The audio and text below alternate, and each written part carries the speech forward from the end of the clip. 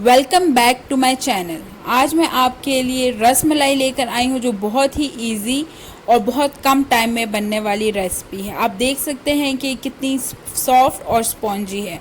अगर आपको मेरी वीडियो पसंद आए तो आप इसे प्लीज़ लाइक, शेयर और सब्सक्राइब करें और कमेंट करना ना भूलें।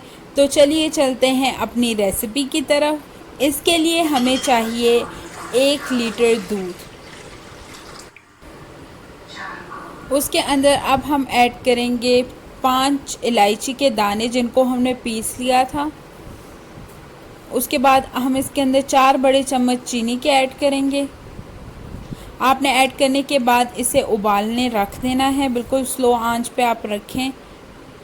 तब तक हम अपने जो हैं वो बॉल्स बना लेते हैं। अब मैं इसके अंदर यूज़ कर रही हूँ लजीज़ा रस मलाई मिक्स। ये आलमंड फ्लेवर में है। हम इसको एक बाउल में या एक प्लेट में निकालते हैं। उसके अंदर हम ऐड करेंगे 6 टीस्पून 6 छोटे चम्मच ऑयल और घी।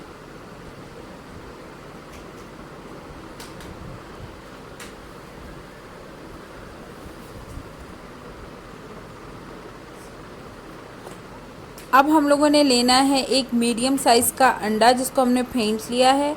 आप इसके अंदर हाफ़ डालें। अगर इसके बाद भी आपको ज़रूरत लगे तो आप और भी ऐड कर सकते हैं, लेकिन पहले आप हाफ़ ही डालें। अब हम इसको अच्छे तरीके से मिक्स करेंगे।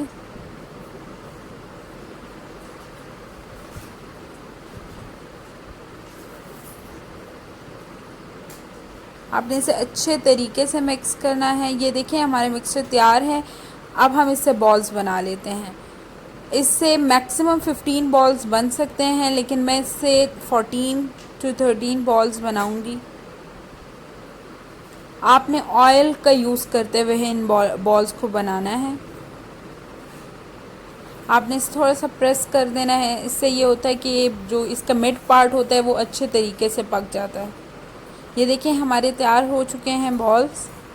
मैंने थोड़े बड़े साइज़ के रखे हैं, आप चाहें तो छोटे भी बना सकते हैं।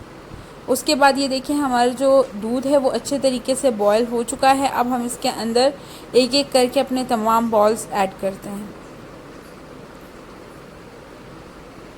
आपने बॉल्स ऐड करने के बाद इसको 15 मिनट्स कुक करना है मीडियम फ्लेम पे। देखिए थोड़ी देर बाद इसकी ऐसी शेप आ गई, लेकिन आपने इसे तकरीबन 15 मिनट्स पकाना है। अब ये देखिए 15 मिनट्स हो चुके हैं। अब हम इसको प्लेट में निकाल लेते हैं। मैं इसको मिट्टी के बर्तन में निकाल रही हूँ। आप देख सकते हैं कितने ही ज़्यादा स्पॉन्जी बने हैं। आप इसको बिल्कुल चिल करके खाएं।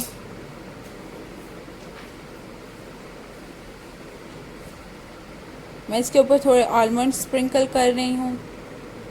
ये देखिए बहुत ही सॉफ्ट बने हैं। अगर आपको मेरी वीडियो पसंद आई हो तो प्लीज़ लाइक, शेयर और सब्सक्राइब कर दें। Thank you.